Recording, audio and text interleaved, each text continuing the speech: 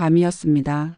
불은 꺼져 있었고 휴대폰 화면만 켜진 채로 저는 침대에 누워 있었습니다. 왜 하필 지금이었을까? 임신 8개월이던 시기였습니다. 배는 이미 많이 불러 있었고 조금만 오래 서 있어도 허리가 아팠습니다. 밤이 되면 다리가 쉽게 붓고 숨이 가빠서 잠들기까지 한참이 걸렸습니다. 그래도 아이를 생각하면 버틸 수 있을 거라고 스스로를 다독였습니다. 하루를 무사히 넘기는 것만으로도 충분히 애쓰고 있던 시간이었습니다. 남편은 현장에서 일하는 사람이었습니다. 하루 종일 밖을 돌아다니며 사람을 상대하는 일이었고 일정이 늘 들쑥날쑥했습니다. 아침 일찍 나갔다가 밤늦게 들어오는 날도 많았고 연락이 늦어지는 것도 흔한 일이었습니다. 저는 그걸 이상하게 여기지 않았습니다. 원래 그런 직업이라고. 현장은 늘 변수가 많다고 생각했습니다. 일이 끝나는 시간이 정확하지 않은 건 어쩔 수 없다고 스스로를 설득했습니다. 그때의 저는 의심보다는 유지가 더 중요했습니다. 뱃속에 아이를 품고 있었고 집안의 리듬을 무너뜨리고 싶지 않았습니다. 괜히 질문을 던졌다가 제 마음만 더 불안해질까봐 모른 척 넘어가는 쪽을 선택했습니다. 믿는 게 편했고 믿는 게 덜 아플 거라고 생각했습니다. 하루 일과는 늘 비슷했습니다. 아이들을 챙기고 집안을 정리하고 몸이 허락하는 만큼 움직였습니다. 낮에는 괜찮은 척 웃다가도 밤이 되면 생각이 많아졌습니다. 불을 끄고 누우면 하루 동안 애써 밀어냈던 생각들이 하나씩 올라왔습니다. 그 중에는 굳이 떠올리고 싶지 않은 질문들도 섞여 있었습니다. 왜 요즘은 집에 와서도 말이 없지? 왜 휴대폰을 항상 뒤집어 놓고 있을까? 그런 생각이 스치면 저는 곧바로 고개를 저었습니다. 괜히 예민해진 거라고. 임신 중이라 감정 기복이 심해진 거라고 스스로를 달랬습니다. 남편의 일은 원래 그런 거라고. 밖에서 사람을 많이 만나면 지칠 수도 있다고 합리화를 했습니다. 하지만 몸은 제 생각을 따라주지 않았습니다. 어느 순간부터 입맛이 줄기 시작했고 좋아하던 음식도 몇 숟갈 먹지 못했습니다. 밤에는 쉽게 잠들지 못했고 잠이 들어도 새벽에 여러 번 깨곤 했습니다. 눈을 뜨면 이유 없이 가슴이 답답했고 작은 소리에도 예민하게 반응했습니다. 그럴 때마다 저는 제 배를 쓰다듬으며 아이에게 괜찮다고 말해 주었습니다. 엄마가 괜찮아야 한다고 마음속으로 계속 되뇌었습니다. 남편은 여전히 바쁘다고 말했습니다. 현장에서 갑자기 일이 늘어났다고 했고 사람을 상대하는 일이 쉽지 않다고 했습니다. 저는 그 말을 그대로 받아들였습니다. 사실을 확인하기보다는 그 말을 믿는 쪽을 선택했습니다. 의심을 키우는 게 아이에게 좋지 않을 거라고 생각했습니다. 그러다 어느 날 아주 사소한 순간에 마음이 걸렸습니다. 특별한 사건이 있었던 건 아니었습니다. 그날도 남편은 늦는다고 했고 저는 평소처럼 저녁을 먹고 아이들을 재웠습니다. 집안이 조용해진 뒤 혼자 소파에 앉아 있다가 문득 이런 생각이 들었습니다. 예전에는 이렇게까지 불안하지 않았던 것 같은데. 그 생각이 떠오르자 그동안 애써 외면했던 장면들이 하나둘 떠올랐습니다. 연락이 안 되던 시간들, 설명 없이 바뀌던 일정들, 그리고 집에 돌아와서도 피곤하다는 말만 반복하던 얼굴. 그 모든 게 갑자기 하나의 선으로 이어지는 느낌이 들었습니다. 저는 그 느낌을 붙잡지 않으려고 애썼습니다. 지금은 그럴 때가 아니라고. 괜히 마음을 소모하지 말자고 스스로에게 말했습니다. 하지만 그날 이후로 밤이 더 힘들어졌습니다. 눈을 감으면 같은 생각이 반복됐고 그 생각을 밀어내려 할수록 더 선명해졌습니다. 혹시라는 단어가 머릿속에서 사라지지 않았습니다. 아직 아무것도 확인된 건 없었지만 마음 한구석에서 불안이 자라나고 있다는 걸 느낄 수 있었습니다. 그때까지 저는 여전히 확인하지 않았습니다. 확인하고 싶지 않았고 확인하는 순간 돌아갈 수 없을 것 같았기 때문입니다. 그래서 하루하루를 버티듯 넘겼습니다. 아이를 낳기 전까지는 최소한 지금 이 상태를 유지하고 싶었습니다. 아무 일도 없다고 스스로를 설득하면서 그렇게 시간을 보내고 있었습니다. 하지만 지금 돌아보면 그때의 저는 이미 알고 있었던 것 같습니다. 아직 말로 설명할 수는 없었지만 마음은 이미 조금씩 무너지고 있었습니다. 다만 그걸 인정하지 않으려고 애썼을 뿐이었습니다. 의심이 커졌다고 해서 바로 무언가를 확인한 건 아니었습니다. 저는 여전히 마음을 다잡으려고 애썼습니다. 뱃속의 아이를 생각하면 괜히 더 깊이 들어가서는 안 된다고 스스로를 말렸습니다. 하지만 마음과 달리 현실은 계속해서 저를 불안하게 만들었습니다. 남편의 일정은 점점 더 설명이 어려워졌고 말과 말 사이에 빈틈이 생기기 시작했습니다. 어느 날부터인가 저는 스스로 이해할 수 없는 행동을 하기 시작했습니다. 평소에는 관심도 없던 단어들을 휴대폰에 직접 검색하고 있었습니다. 유흥업소, 룸살롱, 접대라는 단어들이 화면에 나열돼 있었고 그 의미를 하나하나 읽어 내려가고 있었습니다.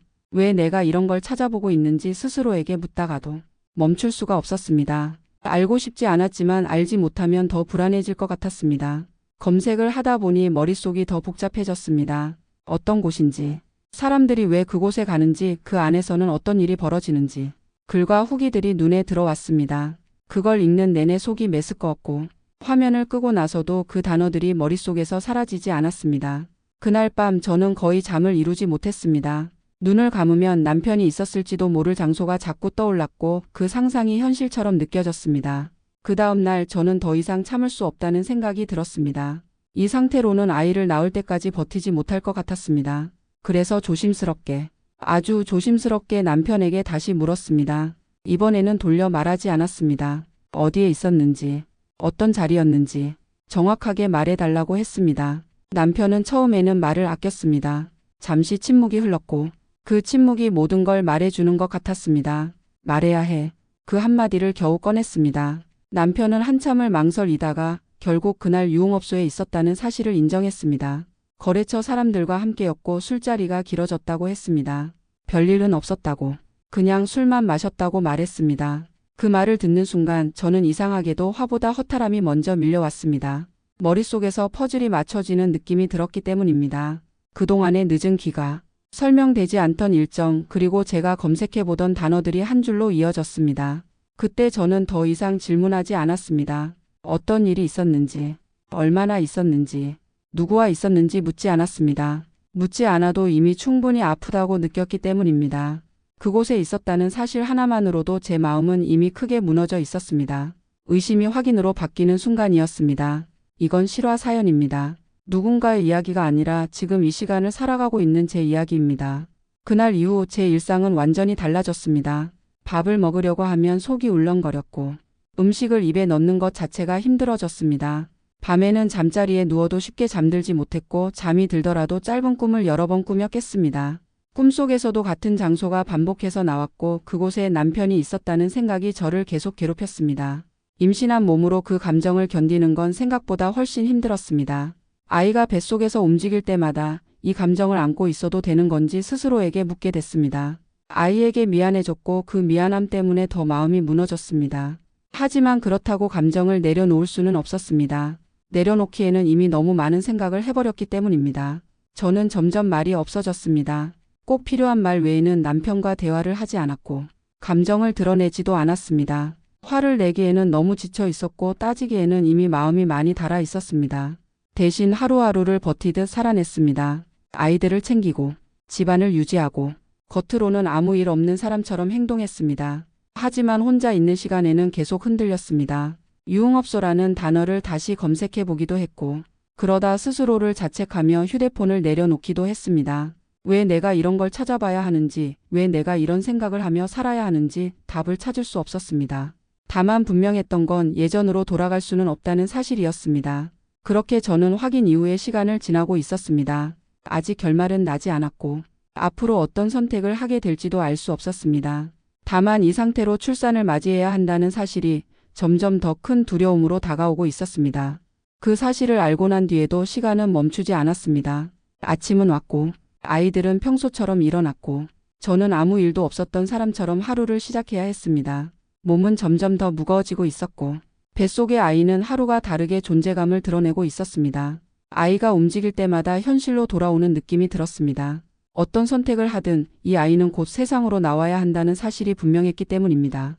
그때부터 저는 하루에도 몇 번씩 생각이 바뀌었습니다. 이혼해야 한다는 생각이 들었다가도 아이들 얼굴을 보면 마음이 흔들렸습니다. 지금 이 상태로 아이를 낳고 혼자가 될 수 있을지, 감당할 수 있을지 자신이 없었습니다. 현실적인 문제들도 머릿속을 떠나지 않았습니다. 아이 셋을 혼자 키우는 삶, 당장 출산 이후의 몸 상태, 앞으로의 생활비와 양육 문제까지 하나하나 떠올리다 보면 숨이 막히는 느낌이 들었습니다. 밤이 되면 그 생각들은 더 선명해졌습니다. 집안이 조용해지고 아이들이 모두 잠든 뒤에야 제 감정이 고개를 들었습니다. 남편은 같은 공간에 있었지만 저는 그 사람이 낯설게 느껴졌습니다. 예전에는 아무 말 없이 함께 있어도 편안했는데 이제는 숨소리 하나에도 마음이 불편해졌습니다. 그 사람이 그곳에 있었다는 사실이 계속해서 머릿속에서 떠나지 않았기 때문입니다. 그럼에도 불구하고 저는 당장 결정을 내리지 않았습니다. 아니, 내리지 못했습니다. 출산이 먼저라는 생각이 계속해서 저를 붙잡고 있었습니다. 아이를 낳기 전까지는 최소한 지금의 일상을 유지해야 한다고 스스로에게 말했습니다. 아이에게 불안한 환경을 주고 싶지 않았고 제 감정 때문에 더 큰 혼란을 만들고 싶지 않았습니다. 하지만 그 다짐은 쉽게 흔들렸습니다. 혼자 있을 때면 눈물이 저절로 흘렀고 이유 없이 가슴이 답답해졌습니다. 자다 깨서 울기도 했고 울다가 다시 아이들 방을 확인하고 돌아오기도 했습니다. 남편 때문에 이렇게 된 건데 결국 이 감정을 감당하는 건 저 혼자라는 생각이 들 때마다 마음이 무너졌습니다. 아이들 생각을 하면 더 복잡해졌습니다. 아이들에게 이 사실을 어떻게 설명해야 할지 혹은 설명하지 않아야 할지조차 결정할 수 없었습니다. 아직은 너무 어리고 지금은 알 필요가 없다고 스스로를 설득했지만 언젠가는 마주해야 할 현실이라는 생각이 계속 따라왔습니다. 그 생각은 제 선택을 더 어렵게 만들었습니다. 남편은 잘못을 인정했다고 말했습니다. 다시는 그런 일이 없을 거라고. 지금은 아무것도 생각하지 말고 출산에만 집중하라고 했습니다. 그 말을 들으면서도 저는 고개를 끄덕이지 못했습니다. 믿고 싶다는 마음과 다시는 예전으로 돌아갈 수 없다는 마음이 동시에 존재했기 때문입니다. 그 두 마음 사이에서 저는 계속 흔들리고 있었습니다. 지금은 결정하지 않아도 돼. 그 말을 스스로에게 수없이 반복했습니다. 지금은 버티는 시간이라고. 아이를 낳고 몸을 회복한 뒤에 생각해도 늦지 않다고 마음속으로 되뇌었습니다. 그렇게 하지 않으면 지금 이 시간을 견딜 수 없을 것 같았기 때문입니다. 요즘 제 하루는 아이들 일정으로만 흘러갑니다. 아침에 눈을 뜨면 아이 밥부터 챙기고 학교 갈 준비를 시키고 병원 예약 시간을 다시 확인합니다. 그 사이에 제 마음은 어디에도 없습니다. 뱃속에서 아이가 움직일 때마다 이 아이는 이런 상황을 모르고 태어나겠구나. 그 생각이 가장 먼저 듭니다. 아직 아무것도 모르는 얼굴로 저를 올려다볼 텐데 저는 그 아이를 안고 어떤 표정을 지어야 할지 아직 정하지 못했습니다. 윗 아이들은 더 어렵습니다. 아무것도 묻지 않는데 괜히 눈치를 보는 것 같아서 말 한마디 한숨 하나에도 제가 먼저 놀랍니다. 아빠가 늦게 와도 아이들은 아무 말 하지 않습니다.